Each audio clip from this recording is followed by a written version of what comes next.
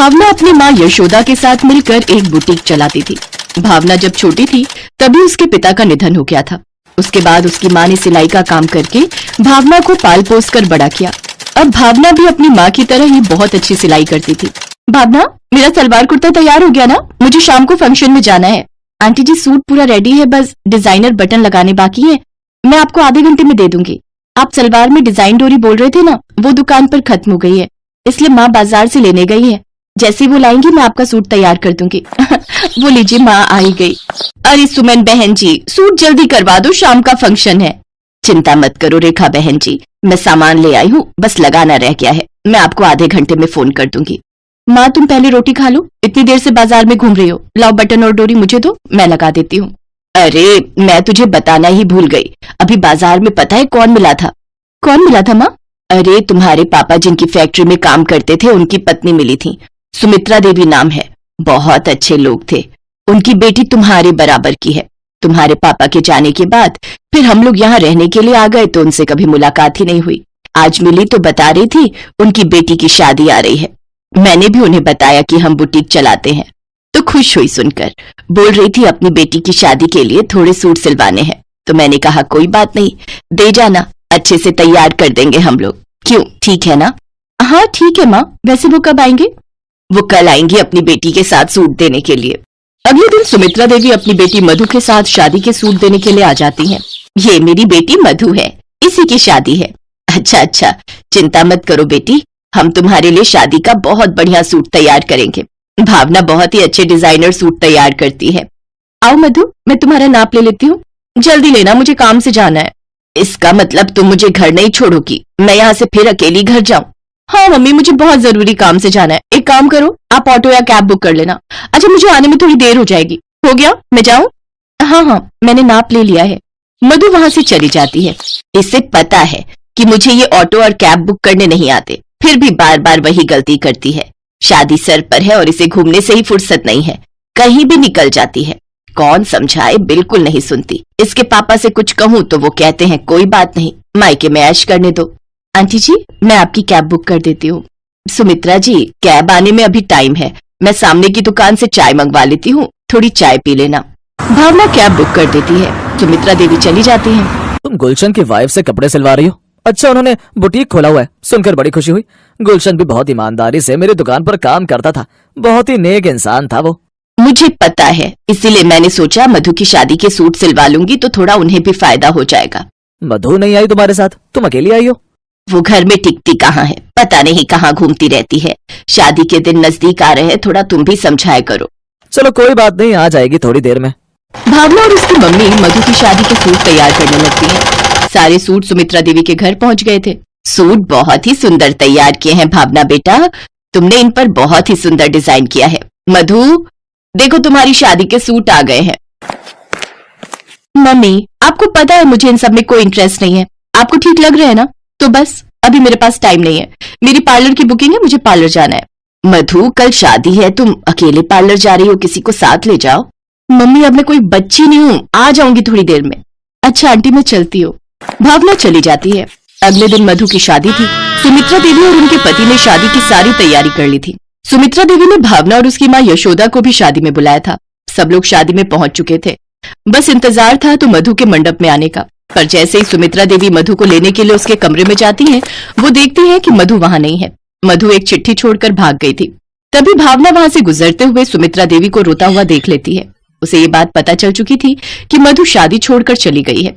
Aunty जी, मधु का number होगा, आप कहे तो मैं कॉल करके देखती हूँ, क्या पता उठा ले। हाँ, मिलाओ तो जरा। भावना मधु के मोबाइल पर फोन मिलाती है। मधु भावना का फोन उठा लेती है। मधु, तुम्हें पता है सब लोग आ चुके हैं, शादी का मंडप तैयार हो चुका है, मेहमान तुम्हारी राह देख रहे हैं, लड़के वाले हमारा इंतजार कर रहे हैं, तुम कहाँ हो? और ये चिट्ठी में क्या लिख कर गई हो कि तुम्हें ये शादी नहीं करनी? ये सब क्या है बेटा? ओह मम्मी, ये सच है, मुझे ये शादी करनी नहीं थी। मैं किसी और से प्यार करती हूँ। आपने और पापा ने मेरी बात को नहीं माना, इसलिए अब मैं अपने प्यार के साथ भागकर शादी कर रही हूँ। मैं अब नहीं लौट सकती। फोन काट दिया, किसी और से शादी कर रही है। मैं क्या जवाब दूं सबको, कुछ समझ नहीं आ रहा। मधु के पिता को भी सारी बात पता चल जाती है। वो गुस्से में भर जाते हैं, पर उस समय कोई कुछ नहीं कर सकता था। लड़के वालों को कमरे में बुलाकर सारी बात बताई जाती है। भावना भी वहीं खड़ी थी। अब एक ही रास्ता है जी, अगर आप लोग मधु की जगह भावना को अपने घर की बहू बना ले। नहीं नहीं, ये कोई जबरदस्ती नहीं है, भावना बहुत अच्छी लड़की है, हम इसका भी कन्यादान वैसे ही करेंगे जैसे मधु का करना चाहते थे। समझे जी, मैं जानता हूँ हम गलत हैं। हमारी बेटी यहाँ से भाग गई है, हमारी इज्जत अब आपके हाथों। मधु के माता पिता रोने लगते हैं। तभी दूल्हा, जिसका नाम आशीष था, वो बोला, मुझे भावना से शादी करने में कोई एतराज नहीं है। भावना, क्या तुम मुझसे शादी कर सकती हो? क्योंकि अगर मधु अब वापस भी लौटेगी तो भी मैं उससे शादी नहीं करूंगा। उसने शादी जैसे पवित्र रिश्ते का अपमान किया है, पर मेरे संस्कार ऐसे नहीं कि मैं बूढ़े माता पिता को रुलाकर समाज के सामने उनकी इज्जत गिराकर यहाँ से बिना दुल्हन के चला जाऊं। आंटी जी, अंकल जी, मैं शादी के लिए तैयार हूँ, पर आंटी जी आपको तो पता ही है, मैं और माँ एक छोटा सा बुटीक चलाते हैं, और आशीष जी आप। भावना ठीक कह रही है सुमित्रा जी, मुझे भी शादी से कोई ऐतराज नहीं है, मुझे तो वैसे भी भावना की शादी करनी ही थी, और फिर आशीष जैसा होनहार लड़का मेरी बेटी भावना को बहुत खुश रखेगा, ये मैं जान चुकी हूँ। पर भाई साहब, बहन जी, मैं अपनी बेटी के साथ मिलकर एक छोटा सा बुटीक चलाती हूँ, ये बात सुमित्रा जी जानती हैं। आप जैसे ऊंचे खानदान में। बहन जी, हमें भावना जैसी लड़की अपने घर में बहू मिले, हमें इससे बढ़कर और क्या चाहिए? हाँ बहन जी, हमें भावना बहू के रूप में स्वीकार है। सबकी रजामंदी से कुछ ही पलों में मधु की जगह भावना दुल्हन बनकर तैयार हो गई। भावना ने तो सपने में भी ऐसा नहीं सोचा था कि वो इतने बड़े घर की बहू बनेगी, पर रिश्ते तो संजोग से मिलते हैं, और शायद भावना के संजोग से ऐसे ही शादी करना लिखा था। यशोदा भी बहुत खुश थी कि उसकी बेटी एक बड़े घर की बहू बनी। भावना के कारण सुमित्रा देवी के घर की इज्जत बच गई, समाज में उनका मान वैसे ही कायम रहा जैसा था। सुमित्रा देवी अपने पति के साथ मिलकर भावना को बिल्कुल अपनी बेटी की तरह विदा करती है। सबके आशीर्वाद से भावना खुशी खुशी अपनी ससुराल विदा होती है।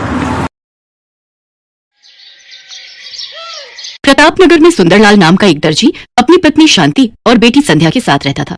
संध्या का रंग सांवला था, इसलिए उसके लिए कोई भी रिश्ता नहीं मिल रहा था। इसी कारण सुंदरलाल और शांति परेशान थे। सुंदरलाल, मैंने कुर्ता पजामा सिलने दिया था, तैयार हो गया क्या? बस एक पक्की सिलाई करनी बाकी है रामलाल जी। अच्छा, फिर मैं लड़का भेजूंगा, उसी के हाथ दे देना। शाम को शादी में जाना है, इसलिए थोड़ी देर में करके दे दो। और संध्या के लिए कोई रिश्ता मिला या नहीं? कहाँ मिला रामलाल जी, बहुत जगह बोल रखा है, बाकी मैंने तो भगवान पर छोड़ रखा है, वही मेरी बेटी का अच्छा भविष्य तय करेंगे। बात तो ठीक है, पर तुम्हारी बेटी का रंग सांवला है, इतनी आसानी से लड़के सांवले रंग रूप की लड़की के लिए मानते नहीं है, इसलिए जब तुमने मुझे कहा था, मैंने भी इस बारे में किसी से कोई बात नहीं की।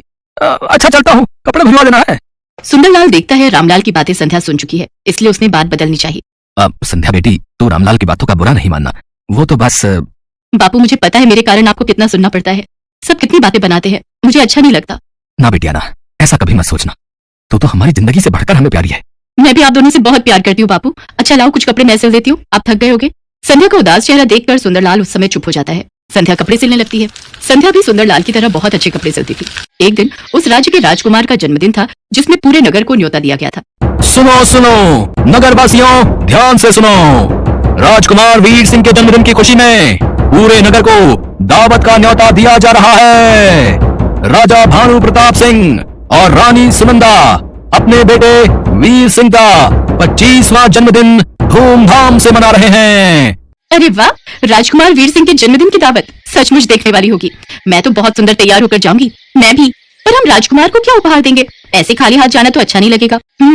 अरे हम क्या देंगे, हमारे माँ बापू भी तो जा रहे हैं, वही देंगे, हम क्यों चिंता करें। पूरे नगर के लोग राजकुमार के जन्मदिन में जाने की तैयारी कर रहे थे। सुनो जी, मैं सोच रही थी हम दोनों तो जन्मदिन की दावत में जा नहीं रहे, तुम्हारी तबीयत भी ठीक नहीं है, पर किसी न किसी को तो जाना चाहिए, इसलिए संध्या को उसकी सहेलियों के साथ भेज देते हैं, नहीं तो महाराज और महारानी को बुरा लगेगा। ठीक है, ये बात सही रहेगी संध्या बिटिया, तो राजकुमार वीर प्रताप जी के जन्मदिन की दावत के लिए चली जाना। ठीक है, आप चिंता मत करो, मैं रेखा और सुनैना के साथ चली जाऊंगी। संध्या राजकुमार के जन्मदिन के लिए जाने के लिए तैयार तो हो गई, पर वो यही सोच रही थी कि आखिर वो राजकुमार के लिए उपहार में क्या ले जाए। तभी उसके दिमाग में एक तरकीब आई। राजकुमार के जन्मदिन के लिए एक सुंदर सी पोशाक तैयार करके ले जाती हूँ, उनको पसंद आएगी। संध्या राजकुमार के लिए बहुत ही सुंदर पोशाक तैयार करती है और सबके साथ राजमहल पहुँचती है। बहुत संख्या में लोग जन्मदिन की दावत में पहुँचे थे। उन सबके बीच संध्या घबरा रही थी। राजकुमार को तो इतने ढेरों उपहार मिल रहे हैं, इतने सारे उपहार में मेरे द्वारा सिली हुई मामूली सी पोशाक क्या राजकुमार को पसंद आएगी? राजकुमार को अपने हाथ से देने की हिम्मत तो मेरे में है नहीं, चुपचाप उनके कक्ष में रख देती हूँ। संध्या पोशाक को राजकुमार के कक्ष में रखकर घर आ जाती है। संध्या बिटिया, तू राजकुमार से बिना मिले ही आ गई, उन्हें पता कैसे चलेगा कि तूने उपहार में उन्हें वो पोशाक दी है?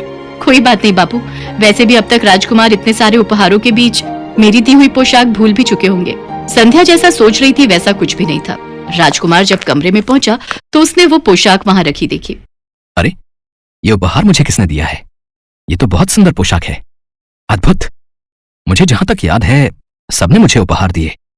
मैंने सबका चेहरा देखा, पर यह उपहार तो मेरे हाथ में किसी ने नहीं दिया। कैसे पता चलेगा कि यह उपहार किसने दिया है? और मेरे हाथों में दिए बिना ही यहां मेरे कक्ष में रख दिया। राजकुमार महाराज, महारानी, सेनापति, दास दासी सबसे पूछता है, पर किसी को भी इस बारे में कुछ नहीं पता था। राजकुमार हैरान रह जाता है कि ऐसा क्यों हुआ। किसी ने अगर इतना सुंदर उपहार देना भी था तो उसको सामने से देता, चोरी छुपे कौन रख गया?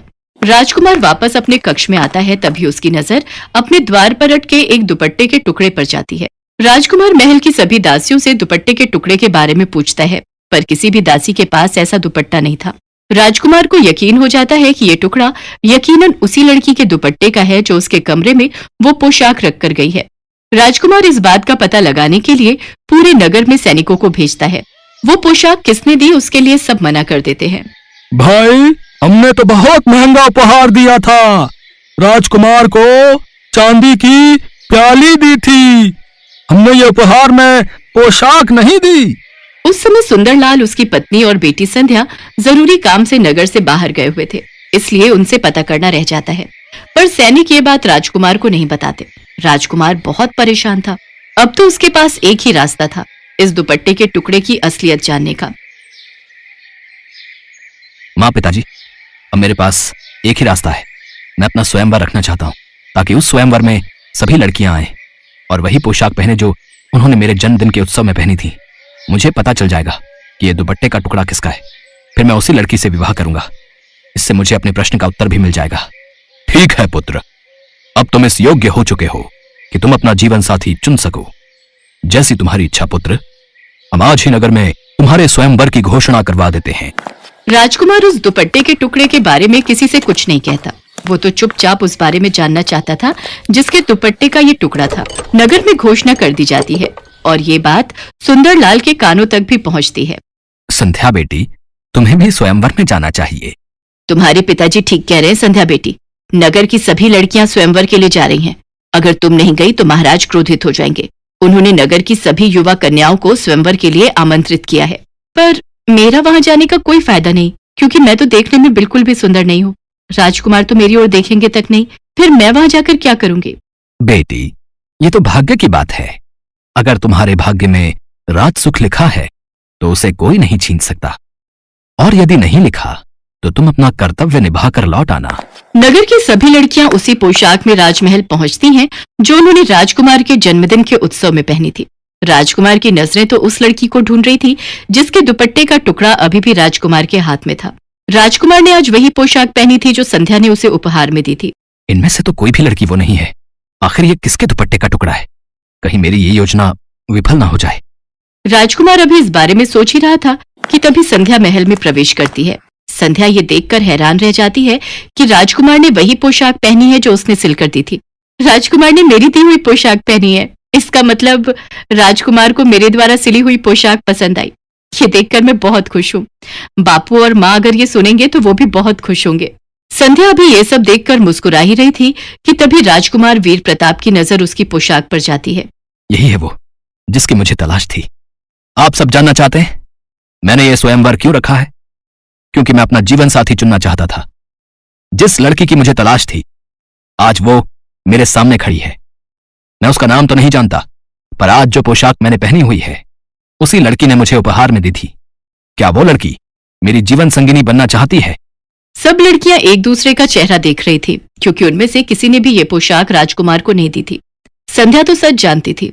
वो हैरान रह जाती है। राजकुमार उसकी ओर बढ़ता है और उसका हाथ थाम लेता है। राजकुमार, मैं आपके लायक नहीं हूँ। आपको तो मेरे से भी सुंदर लड़कियां मिल जाएंगी। संध्या, प्रेम तो दिल से होता है। मैं तो उसी पल ही तुम्हें अपना दिल दे बैठा था। जब मैंने इस पोशाक को देखा, वो तो तुम्हारे दुपट्टे का टुकड़ा दरवाजे में अटका हुआ था, तभी मुझे तुम्हारे बारे में पता चला, वरना मैं तो सच्चाई जान ही नहीं पाता। और मेरी नजरों से देखो, तुम मेरे लिए दुनिया की सबसे खूबसूरत लड़की हो।